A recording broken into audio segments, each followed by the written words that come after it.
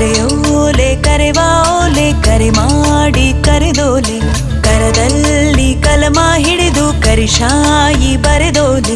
ಕಲ್ಲಿನ ಕೊಳಲಲ್ಲಿ ಕಲರವ ನುಡಿಸಿ ಕೈಯನ್ನು ಬೀಸಿ ಕರೆದೋಳೆ ಕಣ್ಣಿಗೆ ಕಾಣದ ಕಾಗದದಲ್ಲಿ ಕುಂಚದಿ ಕಾವ್ಯವ ಕೊರೆದೋಳೆ ಕರೆಯೋಲೆ ಕರೆವಾ ಓಲೆ ಕರೆ ಮಾಡಿ ಕರೆದೋಳೆ